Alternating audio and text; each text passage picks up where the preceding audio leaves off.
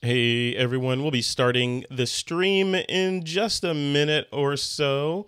If you can hear my voice and see the live stream is starting now screen, go ahead and say something in the chat. Looks like Chris Berry's in the chat, hanging out, waiting for us to start.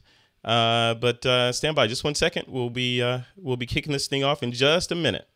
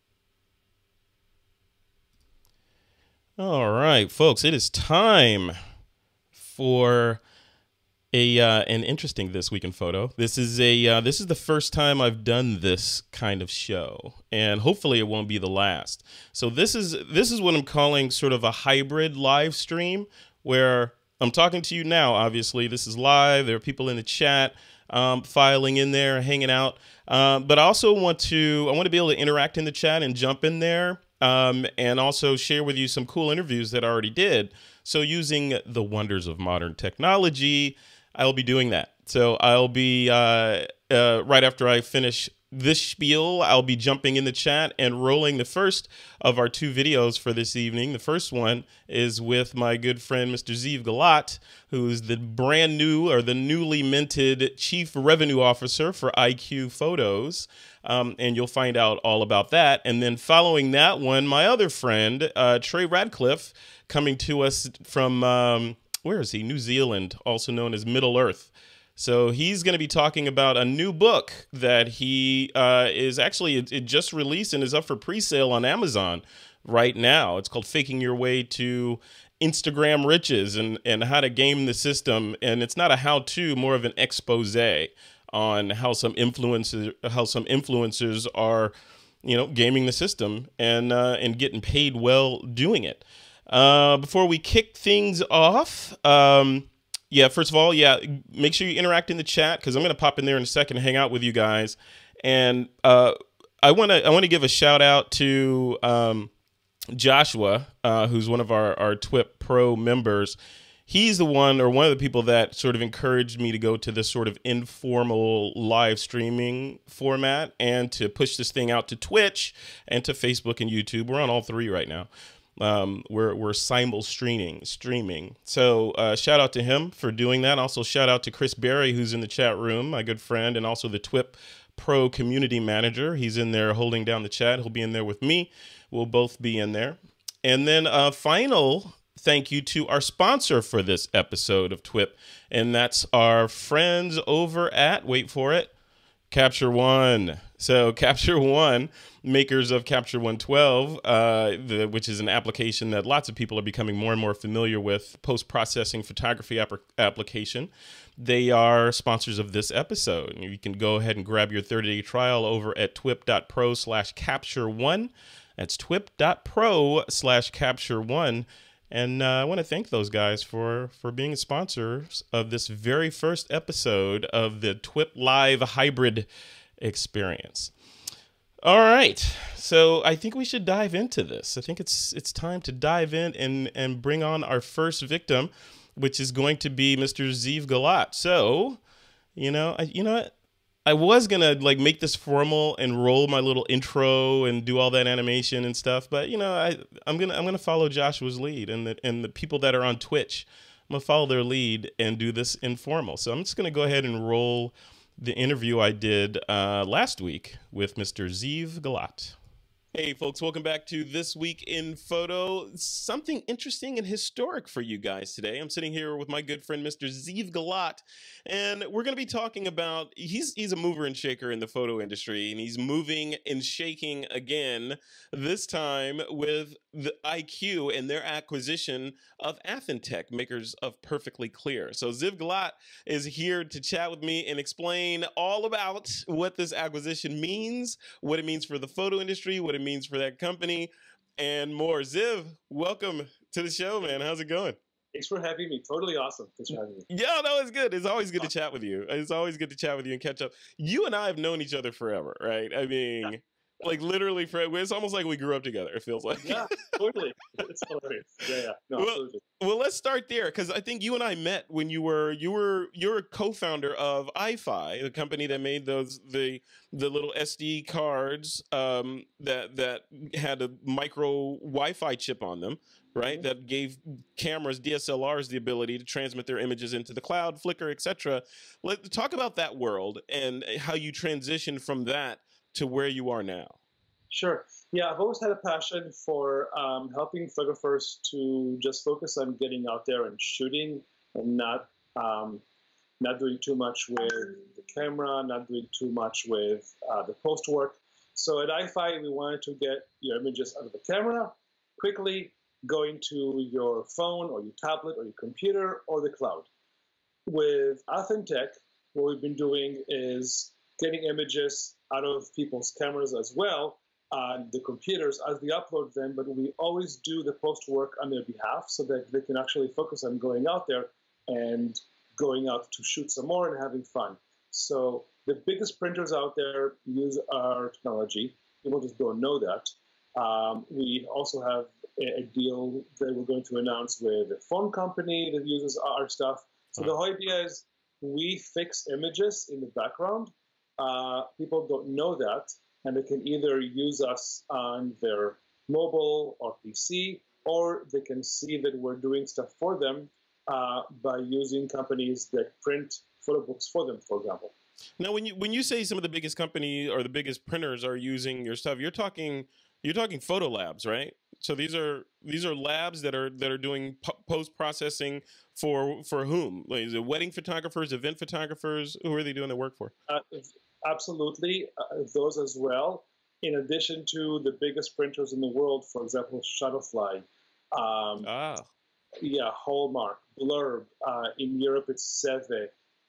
We have pretty much every major printer in every major country covered, and we keep doing more of those. So we go after the mass market consumer printers as well as companies that do stuff with imaging. So, for example, any company that will do sharing of home photos, sharing of hotels, dating sites. Anybody that does anything with images can use our tech to fix the images so they look better. Now that you bring up a good point, because I've done interviews. I've done many interviews, right? And one of the recent interviews I did was a company that they apply artificial intelligence to the stuff they're doing.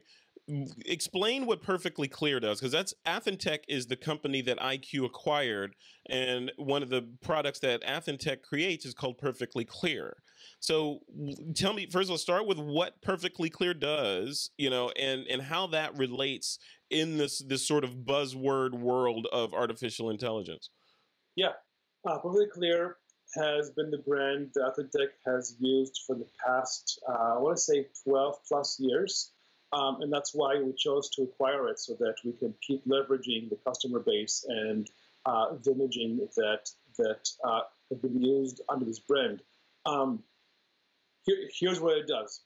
It can do things like face contouring, removing dark circles under the eyes, completely automatically. You don't have to do anything except for loading the image in, and the software does everything for you. So wrinkle removal, color correction, everything that needs to happen so that the photo looks better, we can do. So we can apply makeup, we can apply blush, mascara, eyeliner, everything that does better with the skin. So again, wrinkles, shine, things like that can happen completely behind the scenes. So the customer can just load all of their images in, and this just happens.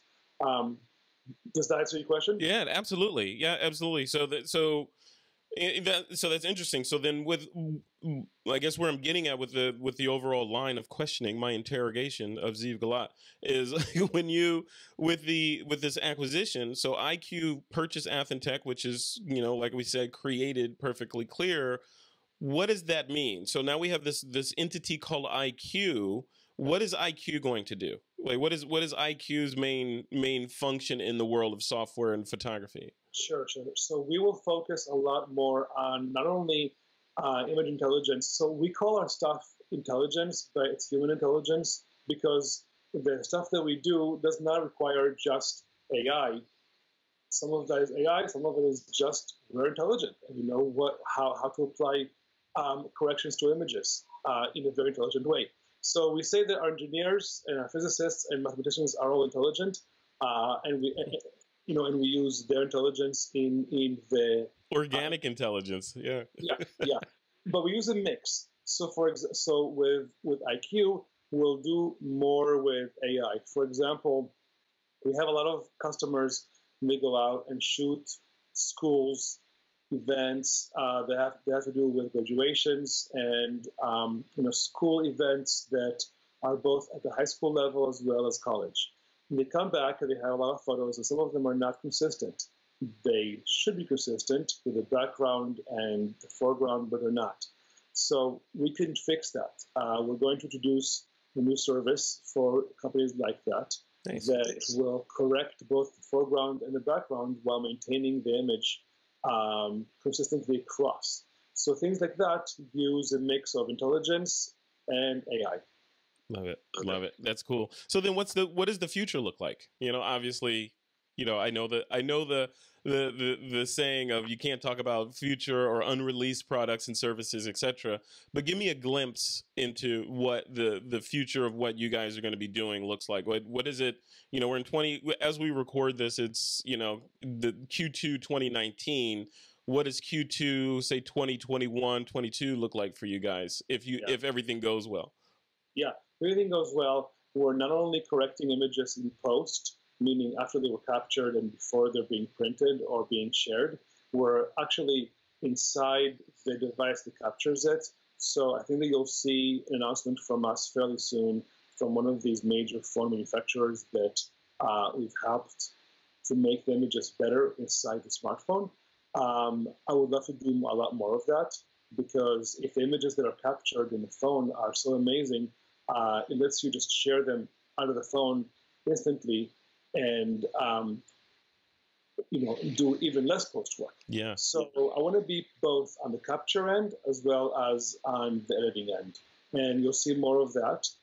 More companies that are doing imaging for businesses. So the pain points that they have with a mass amount of images will be aided by our technology. Love it. Love it. That's cool. So you guys are doing big things. So yeah. Any thoughts about maybe going back to hardware? You started your career for the most part in hardware, atoms, and now you've transitioned into electrons and software. Do you think you'll come full circle and maybe end up in hardware again at any point? Okay, so let me flip it around and ask you for your advice. All right. We have software that's being used by labs. And so these are labs that cater to both advanced amateurs and pros and consumers. And it's very, very fast. And we were considering adding hardware so that you can have, like the keypad where the operator can be very, very quick with their fingers and go through all the photos quickly and make these corrections quickly. Mm-hmm. So we're considering adding a keyboard like that with our software. What do you think? Yeah, I don't know. I'd have to see it in operation. My knee-jerk reaction is we're talking thousands and thousands and millions of images, and introducing humans in there, might, not the most scalable of solutions. So I'd want to see something that is smarter than a human and doesn't get tired. you know. Yeah. So I don't want an image that got processed in the morning to be better than an image that got processed close to closing time, you know. So, You know, it happens. Many of these labs still do a mix of both manual corrections as well as automatic. So for the ones that are doing still manual corrections, we're trying to find ways to make them even more efficient. yeah. But yeah, totally hear you. Yeah, makes sense. Love it. Love it. Cool, man. Well, thank you so much. This is Friday night. You took time out on a Friday night on a week where you guys announced an acquisition to have a conversation with me. So I appreciate it.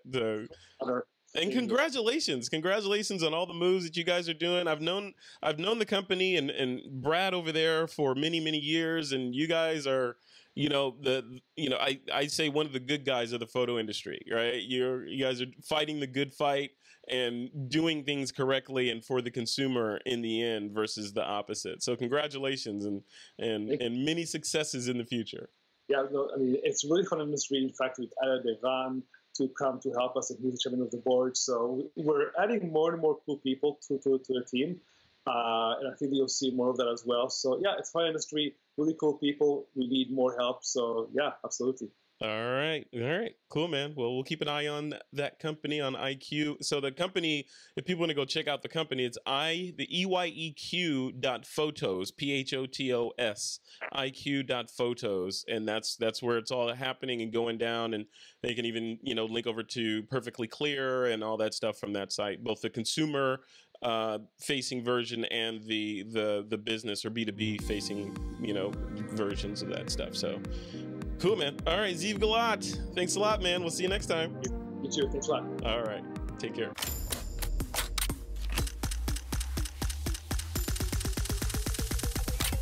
This is TWiP.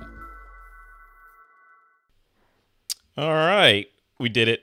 First interview in the can. That was Ziv Gillat. That was an interesting conversation I had with him. And a little inside baseball. That was the second of 2 interviews I did with Ziv. I actually drove down and met with him in Mountain View, and I was trying to do, maybe this is too much information, but I was trying to do the interview with my DJI Osmo Pocket and some Zoom H1. So I gave him a Zoom H1, I had a Zoom H1, we had the Osmo Pocket shooting 4K video, and the idea was I was going to bring it into Final Cut and edit it later, bring it all together.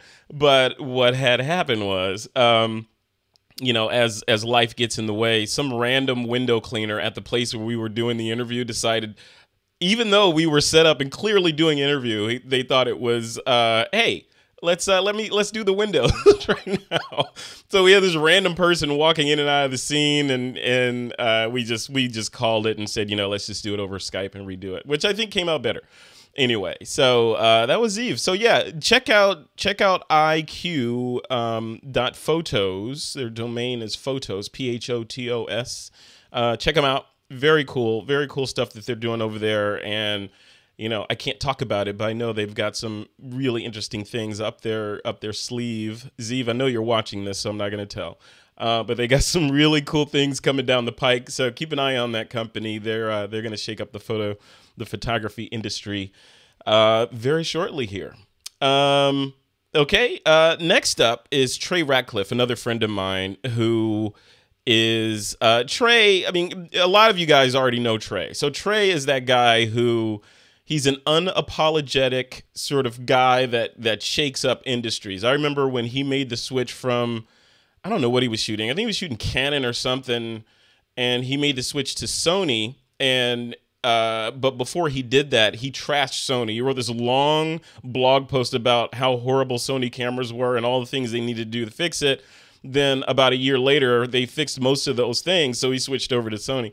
But long story short, he's not scared to shake a tree or two and piss some people off, which is what I think he's going to do with this book that's going to be released. It's called How to Fake Your Way to Instagram Riches or something like that. The book is at, I made a short link for it. It's at twip.pro/Trey-IG. So twip.pro/Trey-IG. I'll put a link to it once this show's over. I'll put a link to it in the YouTube video and the blog post on thisweekinphoto.com. Or just go to Amazon.com and search for Trey Ratcliff, and you'll see it in the search results. It's not available for purchase yet. It's still available for pre-order. So you're kind of getting a preview right now of what he wrote in that book, and it's really interesting. So basically, the gist of it, I'm not gonna bury the lead here. So the gist of it is, there are influencers, you know who you are. There are influencers on the internet that find a niche. They establish a name, establish an account, not a name, and then they buy followers, or they buy likes and followers and friends and, all this stuff through different services. There are Russian bots that'll do it for you for pennies on the dollar that will give you instant gigantic followings. And the issue that we uncovered in this interview that you're about to listen to is that these brands that sponsor these influencers, and you know who you are, brands, the brands that sponsor these influencers don't look deep enough to see, that that some of these people, not all of them, I think the vast majority of them are legit, but there's some of them that are faking, right? And it's easy to do. I mean, you can sit on your couch watching TV or Netflix and build an account, and tomorrow morning have 20,000 followers on it. They'll be fake followers. But the issue is those brands have sort of lower management level people in a lot of cases that are in charge of getting a line item to prove that they did something at their Monday morning stand-up meeting. So they'll go to the meeting and say, their boss will say, we're launching this new thing. I want X many page views on it. I want influencers talking about it, et cetera, et cetera. And then they stumble upon this person that fits into their genre, and they hire them and they pay them, 5 figures in a lot of cases to promote to their audiences, which are generally comprised of fake people or bots or whatever. And at the end of it, they get a report. Hey, we got a ton of page views, or we got a ton of likes or whatever, but nothing ever converts to sales or anything at the end of that because they're all fake. To get those sales, you have to go to the real followers or go to the real influencers to do that. So that's the gist of what his book covers, and that's the gist of what this interview is that Trey Ratcliff and I did. It's a relatively short interview, but it's really good. It's really insightful. So give it a listen. I'd be interested to hear what you guys think. I'm going to jump back into the chat room with you guys. So if you want to discuss the fakeness of some of these influencers with me directly, I'll be in there in the chat room. And otherwise, you can sound off in the comments on the post or in the comments on the YouTube video for this afterwards. Okay, so here we go. Trey Ratcliff. Hey, folks, welcome back to another episode of This Week in Photo. My name is Frederick Van Johnson. I'm your host. I'm sitting here with my good buddy, Mr. Trey Ratcliff. Trey and I are going to talk about the idea or the secrets to getting rich on Instagram, or how to fake your way to getting rich. And we know that that's a clickbait sort of title, and it's on purpose for several reasons. And it sort of feeds into what the overall theme of the book is. So Trey Ratcliff, man, welcome to This Week in Photo again. How are you doing? Good. How's it going, FVJ? It's going good. It's going good. How's the weather down under? Good. It is coming into autumn now here in New Zealand, so the nights are getting a little cooler. The sun is going down a little earlier, but it's great. It's a good place. It has 4 proper seasons, 3 months of each season, and they're all quite different photographically. Yeah, that's good. I mean, it's like whenever I talk to you, it sounds like the photographer's dream to be living, as they say, Middle Earth or whatever down there. So it's really cool. Yeah. We have our autumn workshop coming up. I think you joined us for an autumn workshop a few years ago. I did. Yeah, it's we always get a really fun group of people out here, and it's fun to share the world of New Zealand with them, Yeah, and it is a different world. And I, once again, thank you for that, because we had some pretty interesting adventures, flying around in helicopters, landing on glaciers, and it was all kinds of madness and fun there. So that was good. So the title of this, and we have limited time, so I want to make sure we dive in on this, and we can do a follow-up interview later, but I want to talk about this. So you actually have, by the time this interview airs, you will have released a book that's titled How to Fake Your Way to Getting Rich on Instagram. So tell me about that, first of all. Tell me about the title and where that came from. Yeah, the subtitle of it is Influencer Fraud, Ego, Anxiety, Selfies, and Mass Delusional Behavior. Oh. And I almost called the book actually How to Stay Zen on Social Media. And actually, over half the book is dedicated to that very subject, because I do see Instagram and other social networks generally causing a significant amount of anxiety, which is often unfounded. And a lot of the stuff that you see, I think generally we know it's not real, but I think people will be surprised to find out how much actual fraudulent behavior is happening. Yeah. It started out as an article that Wired asked me to write, and I ended up just getting so much information, and I'm kind of an insider, and I was able to expose a few people in the book, and I talked to Instagram security, and they confirmed all this stuff. So it's kind of a really fun adventure ride about how I kind of fell down this rabbit hole. By the way, I didn't fake my way to get away from Instagram. Good. Thank you for clarifying. I show how it's done. Yeah. You know, the interesting thing is, and why I'm really excited to read this, is because I think a lot of us have you know, we've seen the tip of the iceberg. We've seen inkling in different news articles. Like, I think I saw a news article once about how you can buy likes or whatever from vending machines in Russia, and, you know, different things. You can get on Fiverr.com and buy page views and likes to artificially inflate your presence.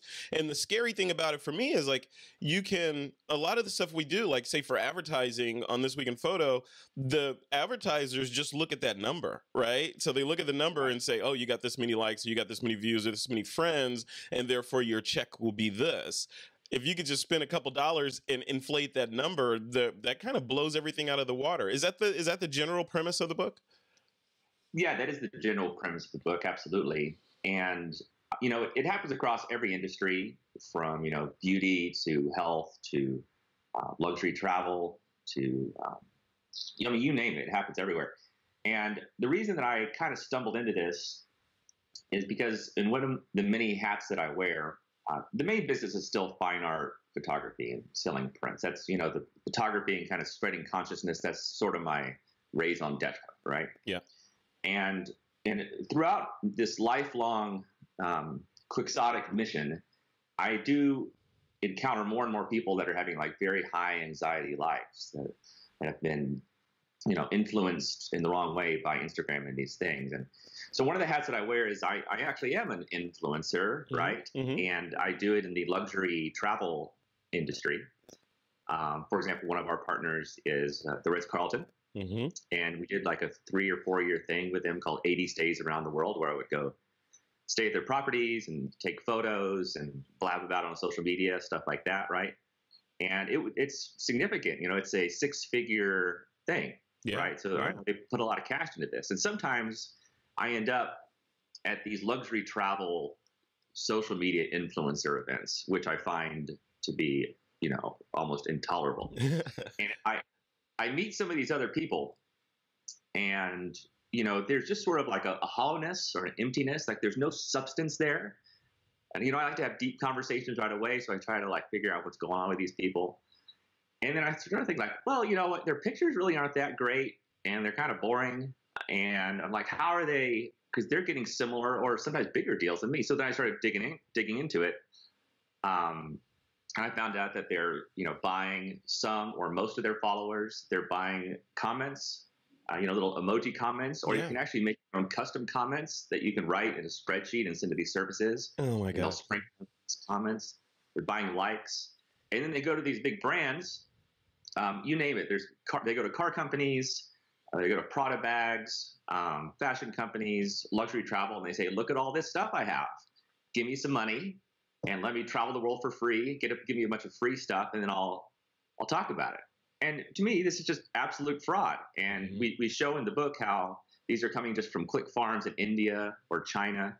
All this activity is non-human scripts acting on remote computers. And it's actually a huge problem. We have tons of examples of the book. In just 48 hours, I found like over 200 people across every industry, and I kind of show how it's done. So it's very, very interesting. And then I go into it like, well, why isn't Instagram cleaning it up? You know, are they complacent? Are they complicit because they just want big numbers? Mm-hmm. We get into the algorithms of how, you know, we're being socially hacked by what's being shown. And so many people now are trying to emulate some of their influencer heroes, which is all based on fraud, right? And all these influencer heroes are out there making everyone else feel like shit because their lives are sad and they're not getting to do all these fabulous things. But that's all based on a fraudulent, story that doesn't even exist.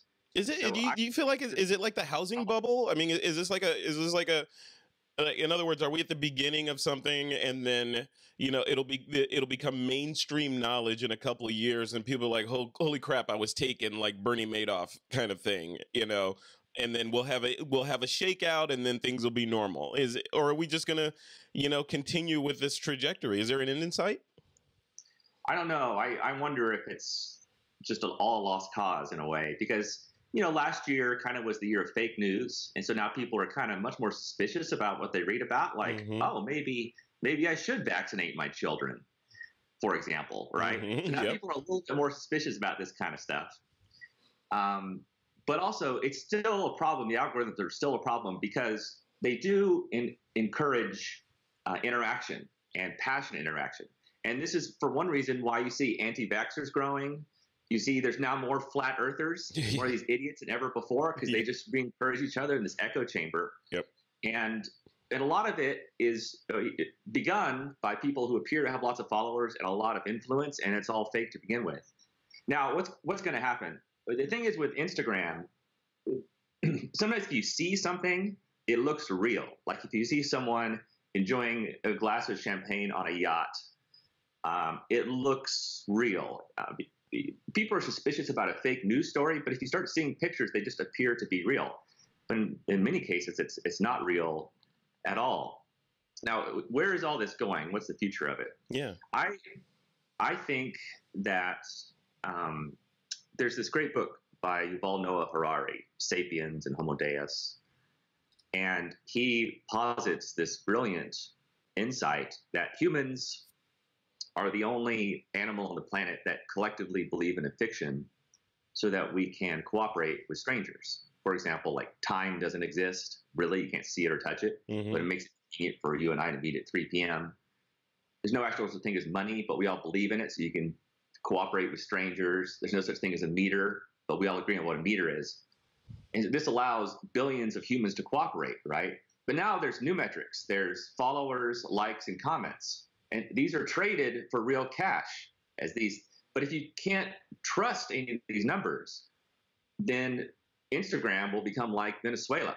Well, if you can't trust them, then what's the solution? I mean, and it's a twofold question, right? So on the one hand, as a person that participates in social media, is there some way that you can look through a filter and say this person's real, this person's not real? And then the other side of it is from like an advertiser or sponsor perspective. If those folks, which many of them watch this show, they're watching this show and you're like, oh crap, okay, I'm giving 5 figures a month to this person over here. Are they real? Right? They should question that. But if they do question it, what's the how do they figure it out? Does your book tell them look at these key indicators in order to figure out if someone's true or fake? Yeah, we take a few people that I know are faking it and have been confirmed by Instagram security, and I break down how you can see this. There's lots of tools online. It's a bit of a cumbersome process, but it's kind of fun in a way if you get into it. Yeah. Because you're right, most brands and agencies, they don't know. I'll give you one example from the book. An agency recommended, I was going to Thailand, and sometimes I like to hook up with local influencers so that we can have a little bit of a multiplier effect, right? And they recommended this account called @AmazingThailand. Okay, you can look up. Now, so I looked at the photos were fine. They're kind of a photo aggregation site, so they don't take all the photos themselves, which I guess is okay as long as they give credit, which they seem to. Hundreds of thousands of followers, lots of engagement, but then I looked them up, and then it's all fake. I show this one method because there's many ways to get followers. One is called follow unfollow, and you can clearly see a mathematical pattern how they paid a service to follow 7,500 random people and then unfollow them, then follow 7,000 and unfollow. And over time, these are random people. Some of these random people follow back, and you just kind of accumulate mass like barnacles on a ship. So then I went back to the agency. I said, I don't have time to do their homework for them. They should be figuring this stuff out. So a lot of times they don't know how to do this. And there's a more there's another problem, which is a little harder to detect, but you can still see it if you look in the right way. And it's people that work in pods, which I consider to be unethical and inauthentic interaction. Mm-hmm. Do you know what these are? Let me take a guess, and you can tell me if I'm right. A pod is a bunch of influencers that sort of get together, sort of like a mastermind, and pool their resources. So if say it's 5 people and each of them has 1 million followers, they go to a brand and say, collectively we have a footprint of 5 million, and pay us X thousands of dollars, and we will get your message out across our individual millions of viewers or fans. Is that fair? There are groups that do that, but those are not pods. What pods are, and I don't think there's anything wrong with that, by what you're saying, is you just kind of have a little bit of collective bargaining power. Yeah. You know, if that group of people, they do have legitimate followers, I think that's perfectly fine and smart in many ways. But a pod, there's small pods and big pods, and these can be a group of 10 people, 50 people, or sometimes thousands of people. And let's go, it's in every industry, right? But let's just stick with like travel industry. What happens when you're in a pod, let's say a typical size is about 100, okay? It's like a cabal. And you're all required, whenever you post a photo, you put it into your group, and you might be communicating on WhatsApp, maybe inside Instagram, maybe in Facebook. There's all kinds of ways for the pod to stick together. And you're required within a pod for everyone else in the pod, you've got to go comment on the photo in the first 5 minutes. The comment has to be over 3 words. You have to like it, because what happens then is the Instagram algorithm sees like, oh, this photo is getting a lot of interaction. And normally, you know, your photo might only be seen by 2% of your audience, right? Let's say you have 5,000 followers, maybe only 100 people are going to see your photo because of the way the algorithm works. But if it's getting a lot of interaction, Instagram might pop it up to 10, 20, or 50% of your audience. So I find these pods to be unethical in 2 ways. One, that they're kind of gaming the system and you're stuck in this cabal. 2, and this is the more malicious way, is sometimes people in the pods do have agreements with brands or agencies, or like Qantas. Let's say you're getting a first-class flight from New York to Sydney, right? Mm-hmm. They're going to post a photo of them just enjoying champagne in first class. And then immediately they're going to get like 99 comments from everyone else on the pod, likes, all this kind of stuff. And there's going to be saying like, oh man, that looks like a great flight. Qantas is such a good company. But it's all fake. This is all coerced interaction, and none of it's real. And so Qantas sees that and go like, oh, look at all this interaction it's getting. But they have to do that. And if they stop doing it, they're kicked out of the pod. And then all of their photos dramatically get less likes and less comments in the future. Oh. So it's actually, this is against Instagram's terms and conditions. These pods are a little more slippery to catch because they are real people, but it's all coerced behavior meant to get fraudulent activity. Yeah, that's like that's collusion, right? That's collusion at its most pure sense. Wow. So that's just one way that you outline. So how many, off the top of your head, how many different ways are there to game the system that people are using today? There's at least 5 or 6 that I show in there. There's probably some that I was unable to find. As part of a fun experiment, we took my assistant Tane, who's this good-looking Kiwi kid, and we got him a fake account, and then we bought him about 110,000 followers. We bought him lots of custom comments that we wrote ourselves, a bunch of likes, and then he started to get approached by big brands and big agencies to represent them. And so for this fake account, we used every possible method to get his following up high. It worked. Yeah, there's other things you can do which are a little bit less gray in the ethics area, which are you can pay these services, online services, to automatically reply to everyone that comments on your thing, because the Instagram algorithm also likes it when you, the user, are replying quickly. If you're showing you're engaged with your commenters, they like that. So you can pay a service and you can give them like 100 things to say. And like if you comment on my photo, like within 10 seconds, the service will come in and say, thanks, I had a great time taking this photo, right? It's like at Frederick Band, thanks. So it looks like me, but it's not me, Meanwhile, I'm often involved with some other pod or whatever, I think this is what I consider to be mass delusional behavior. Yeah. How people are just like obsessed with this whole sensation. Yeah, and then from a corporate standpoint, I can see, if you're a brand and you're a reasonably but not richly paid social media manager, and your metric is your boss is just like, hey, we have this campaign going out, I want you to promote it, here's some dollars, and at the end of it, I want to see results. And if you're giving them results, should they probe deeper to see if those results are fake? Would they do that? Because it's going to make them look bad. It's going to make them look like a fool if they say, hey, yeah, I got taken, by the way. This is a really good point. And in a lot of cases, it is middle marketing managers at medium to big size brands that are the problem. Because you're right, they have budgets of tens of thousands, hundreds of thousands, or millions of dollars. And they just want big numbers that they put into a PowerPoint and show their boss, right? The bigger the numbers, the more engagement, the better it looks. And in a lot of cases, these campaigns are not just one person, but over a month, they might be giving out 100 free flights on Qantas, or 100 free Prada purses, or whatever it is. And so they roll all these numbers up into some big number of impressions and this kind of stuff. And they're able to show their boss like, oh man, this is great. Look, I'm just killing it. But here's the problem. And I remember this. I had this back in my 20s. I had I used to do online games, an online game company, and I was in a board meeting, and we had this billionaire investor, who's a great friend named Michael Heisley. And so I was hearing all the other things, reports from his other companies, and someone was giving him numbers, and he's like, "Can I trust these numbers?" And then this middle manager guy was like, well, I think these numbers are right. And he slams the desk. He goes, God damn it, I want the truth.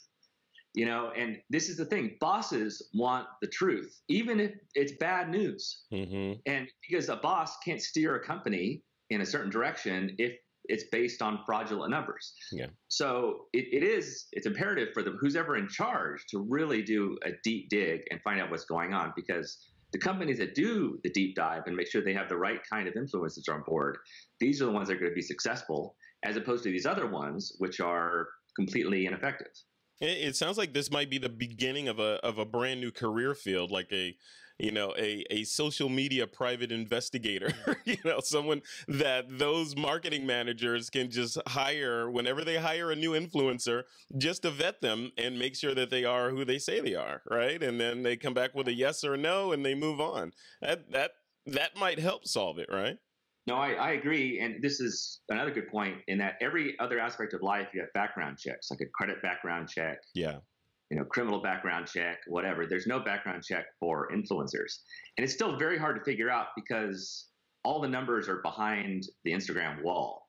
They do let a few numbers out so you can kind of intuit things and piece things together, like CSI Instagram, but it's still very, very time consuming. There's a few services on the web that say they know how to, like what percentage of a user's following is real, but they don't really know either. I did some investigations that they have no idea what they're talking about. These are automated services. Yeah. But besides all this fraud stuff, I think, which is interesting and it kind of gets people in there, the whole second half of the book is really about, what's really happening on social media, what's happening to your brain, how do you stay zen, how do you not take any of it seriously. And it's actually, there's a growing problem. I had some studies in there about selfies, especially among women.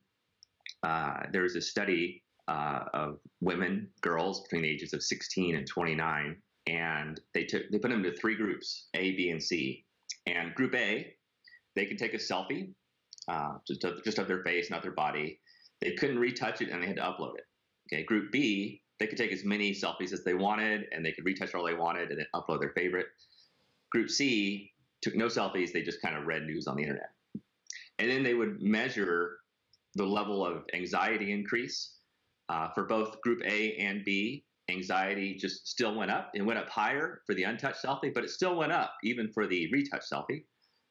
Feelings of confidence both went way down, and feelings of physical attractiveness, actually they both went equally down for the people that retouched and the untouched selfie, just equally. Because they say the people that were retouching, they weren't confident in the way they looked, so that made them feel less attractive. Right. And so, just the mere act of taking a selfie, and a lot of these people are emulating their influencer heroes out there. I'm not saying all selfies are bad at all. I mean, some fun selfies, quick ones, they're totally cool. You're telling a story, but you know the bad kind of selfies when you see them, right? And so the amount of psychological damage this is doing to, of course, it's not just females, it's males too. But you're constantly being reminded multiple times per day that you're not attractive enough. You're losing confidence. It increases anxiety. And this is we don't really know the long-term effects on society of this, but just the constant reminder that you're not good enough on this big public scoreboard of social media is just not healthy or even natural human behavior. Yeah, and especially if it's like you said, it's all predicated on a lie to begin with. If they're just emulating what their influencer heroes are doing, and those influencers have built up fake personas, right? So Right. yeah, so it's a, you talk about that unattainable beauty standard that used to be in the news all the time. It still is, that no one can ever be that skinny, no one can ever have that lifestyle, right? So, man, it's crazy. There's so much to dive into. It sounds like you're talking about the sort of the catfishing of the social media influencer industry, right? Yeah. It's a catfishing for millions of dollars in fish. I'm gonna let you go because you have things to do. I want to continue this after the book has launched, and tell me about what the tentative launch date and all that stuff is. Oh, well, we're going exclusively to Amazon, and I can't say, like, any day now. I'm still not decided if we're going to do a pre-release or not. We might do a pre-release for a week or two. So it's going to be on Kindle, and it's going to be physical copy too. You get off Amazon. Awesome. All right.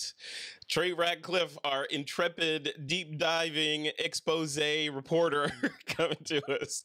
Thanks a lot, man. I appreciate it. Yeah, well, like I said, I'll definitely check in with you when you are this thing is out into the wild and you're getting responses from it. I'd love to see how the world responds to the revelation that, probably a lot of the people that you admire are just like you, only they decided to buy their friends, followers, likes, and comments, right? So cool, man. If people want to catch up with you, they want to, follow Trey Ratcliff and see what your intrepid adventures are, where should they head over to? Yeah, best place is always the blog, where I put up a new photo and tell a new story every day for the last 12 years. Wow. 4,000 there on stuckincustoms.com. And, if they're interested in the fine art thing, they go over to TreyRatcliff.com. That is actually one thing I should say is some people might suspect that I'm writing this book because I'm upset that other people are just stealing social media work or whatever. That's not – like less than 10% of our income comes from these social media type things. So I think that's one reason I'm able to talk about it, because it doesn't really matter. Yeah. And as far as the book goes, we do have a Facebook group that we're starting for the book where everyone, because I kind of want to start a discussion about it, because it's not really being discussed in a mature way. So we have a link there on the blog too for the new Facebook group as well. Very cool. All right, Trey Ratcliff, thank you so much for your time today, man. I appreciate you. Adios, muchacho. See ya. This is TWiP. All right, folks. There you go. Trey Ratcliff pulling off the curtain on fraudsters in social media. That was an interesting conversation. Trey and I, some of the more interesting parts of these conversations, unfortunately, happen after I stop recording, or even before in some cases. And, I'm excited to get him on the hot seat again and talk through some of this stuff after that book hits the wild. It's kind of out there now, like I said, in pre-release. But I think that's an important topic all around, because it's interesting, and it's saddening in a lot of ways, because who can you trust?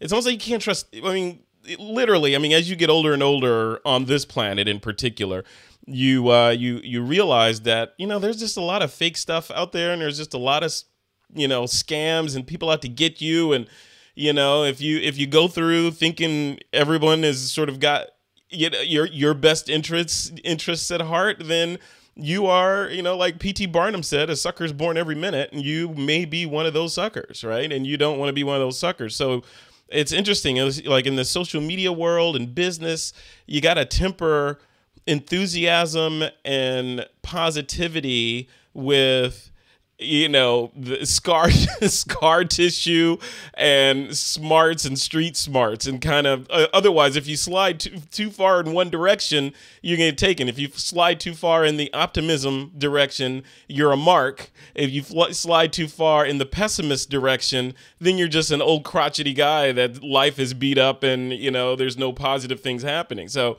it's a balance. We're balancing on a ball. So anyway, I just want to throw that in there. Thank you, Trey Ratcliff, for that interview. That was fantastic. Like I said, we'll do a follow-up to that. And I want to thank all the people that showed up in the chat for this. Like I said, this was in many ways a test. This was the first time I did one of these multi-stream things. It's going out to multiple platforms, and I'm capturing data and learning what worked and didn't work. Like there were some issues with the Twitch chat. On the Twitch side, simulcasting. I'm using an application called Ecamm Live, which is then going into another service called Restream.io, which takes my stream and then sends it out to different networks that I've authenticated. So that allows me to, basically create one show and send it out to many places. But one of the issues is that service is also supposed to aggregate comments back in so I could see who's chatting on YouTube, who's chatting on Facebook, who's on Twitch. That part is still kind of iffy. So we'll see. Things will get better and better. Like I said, this is the first one. And if you guys have been following This Week in Photo at all over the past decade, you know that part of my sort of mindset is to each show I do, for the most part, I try to push the ball a little bit forward and try something different and make it a little bit better. And, if you go back in the archives and look at, let's say 100 or 200 shows ago, it's a completely different show. Anyway, once again, I want to thank our sponsor for this episode, and that's our friends over at Capture One, made by Phase One. You can get a 30-day free trial of Capture 112, their software that is, everybody in TWiP Pro, our community, seems to be either moving to it or on it already. And you can get to it over at twitpro.com/capture1. That'll take you right over there. I want to thank those guys for sponsoring this episode of This Week in Photo. I want to thank my two guests, Ziv Gillat over at EyeQ.photos and Trey Ratcliff with his new expose book. And, it was fun. This was actually a fun show to do. This is one of the more stress-free shows. As Chris Berry and I were chatting on the phone, this is one of the more stress-free shows that I've done because I'm not wrangling live guests and talking here and making sure the chat is going okay and there's no crazy people in there. And I think it went well. And I think with your permission, audience, I think we'll continue with this and do this format for a while and see how it goes. I think it adds a lot of value and allows me to do a lot more than trying to do everything live. All right. That's it, folks. That's it for this episode of This Week in Photo. You guys know the deal. It's time to take that lens cap off.